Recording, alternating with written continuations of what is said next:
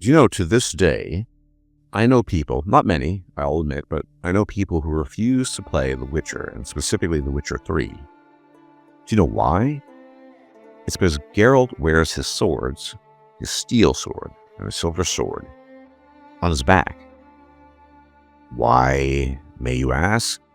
Do they refuse to play the game? Well, because that's not realistic. Apparently, I'm no expert. Nobody ever wears their swords like that in real combat. Real warriors don't wear their swords on their back. You'll never see this in any sort of medieval scenario. And so they just flat out rejected the game for this reason. Now, like I said, there are not many of these folks. But I thought a fun topic to talk about in light of not just that, but something recent that happened would be the autistic stuff that, frankly speaking, you really care about and no one else does. You see, in light of the Dawnwalker footage that was shown in recent weeks, a couple of people came out of the woodworks complaining about the positioning of the sword on Coen's body. Specifically, the fact was being pointed to that Coen was wearing his sword on his behind, as in not on the side. You're supposed to wear your sword on your side. You're not supposed to wear your sword on your back. That, of course, would have been reminiscent of The Witcher, but it's basically hanging from his waist from behind, right above his buttocks. And I saw a comment somebody left, someone who enacts medieval scenarios and is familiar with the material. And not just under my video, I read stuff on Reddit, and basically a couple people take issue with this. And I totally get this, because when you have knowledge about something in a specific subject, and then you see that subject, so to speak, being implemented into a game, you kind of pay attention in greater detail, which is why I totally get when people say, look, Geralt and his swords on his back, that's just weird, or Coen with his sword on his waist behind his butt is also weird. And other people just don't pick up on it because they don't know what to look for, A, and B, they're not familiar, and C, they probably just don't care.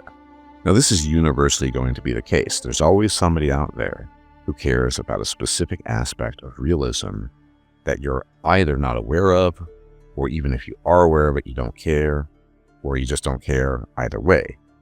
And it's not just this stuff about swords. Another one is, of course, armor. A lot of people feel certain types of armor are unrealistic, too heavy, or in the case of women, right, they show too much whatever skin, or it doesn't fit the right way, and so on and so forth. And believe it or not, I too am affected by this. Now, I'm no expert on medieval weaponry necessarily, or armor or swords, but I have studied certain things. And believe it or not, there's something in Baldur's Gate 3 that bothers me tremendously. And that is the way Withers talks. What about that? Well, first, let's play a clip of Withers towards the end talking to the Dead 3, and let's see how he addresses them. And I won't spoil it just yet. We'll wait a little bit for the clip to end. And maybe, just maybe, you will realize what the problem is. Now, this has always bothered me about Withers, but let's just see. There thou art, the Dead 3.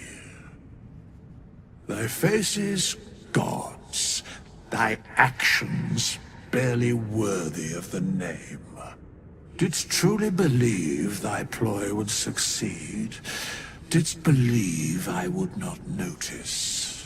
Thou soughtst to bolster thy strength by taking away the souls of mortals. So, you have 10 seconds to guess what the problem is. 1, 2, 3, 4, 5, 6, 7, 8, 9, 10. Did you guess correctly, lords and ladies? I don't know, but the fact of the matter is, Withers is set to be this ancient corpse-like divine being who speaks in the super archaic, old-fashioned way. And for most people, he definitely comes across that way.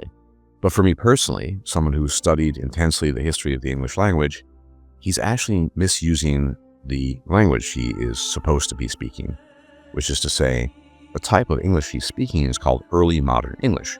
It was spoken between roughly 500 and 300 years ago. And what he's doing here is using the false, incorrect form of you to address a group. He's saying thou hast, but thou hast only applies to one individual. he should be saying ye. Now, this is but one sample throughout Baldur's Gate 3. Withers constantly misconjugates verbs. It sounds off. He gets person and number mixed up. It's terrible to my ears. Now, obviously, this is kind of a big deal to me, and I know what the writers were trying to go for. They were trying to make Withers seem, old-fashioned, like I said, archaic. And on the face of it, it sounds cool.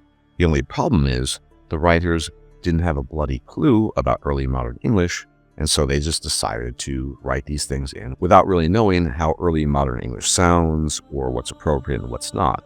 Now, to the vast majority of people, arguably far more people than the swords or armor thing, they're not going to care. They're not going to notice the difference. They're not going to care about the difference. They have no knowledge of this whatsoever. But to me, it bothers me a lot. Now, on the other hand, I'm also willing to partially acknowledge that it's not that big a deal. I mean, there are other things in Baldur's Gate 3 that I can criticize. This is one of them. But ultimately, it doesn't matter that much. However, it does show a certain laziness and lack of knowledge on the part of the writers who are trying to implement a cool concept, but have ultimately failed in doing so. Like I said, this is by far not the worst. There are so many instances of Withers addressing people using the wrong verb forms, pronouns, you name it. It just doesn't make sense from a historical perspective. But I also acknowledge who really cares, because I'm the only one who apparently does. And this is the point where I introduce the concept of the rule of cool. Now, the rule of cool is pretty simple. It's basically a principle or an idea that allows for actions or implementations of various things in games or even in fiction and stories that break established rules that are supposed to be a certain way. So, for example, violations of history to varying degrees.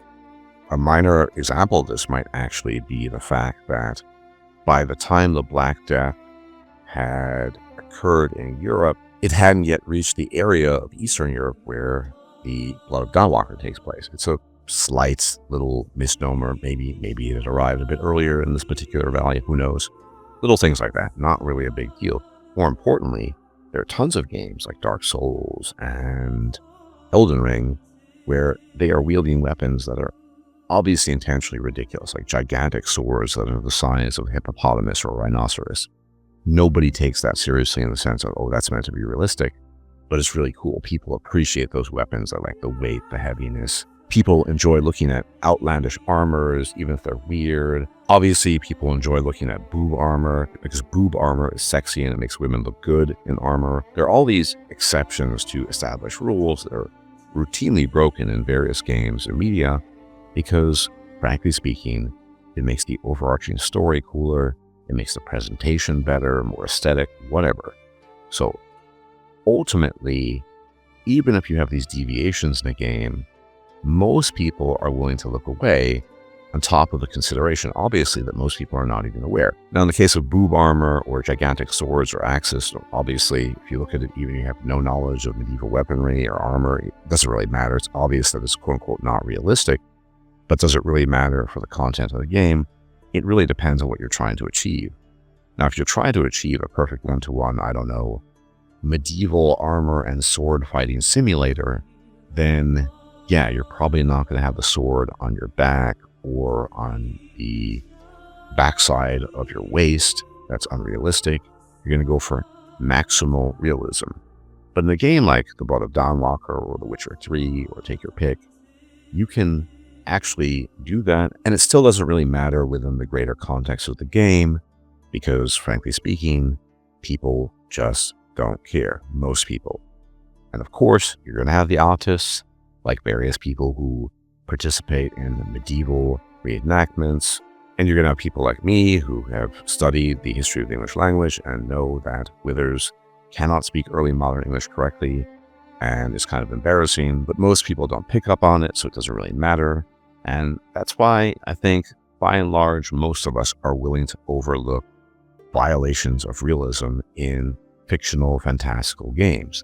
Now, there is a limit to this, obviously, because in a lot of settings, like the Blood of Dawnwalker, you're combining, obviously, fictional things like vampires and weird goat people and magic and what have you, with a realistic setting of, medieval townships and churches and limited weaponry, as in certain things are acceptable in a setting like that and certain things are not. Vampires are fine.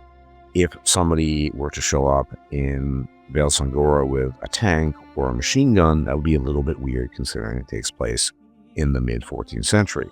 So there are limits to this, obviously. But by and large, it doesn't really matter, even in a game that purports to be relatively realistic, all in all things considered.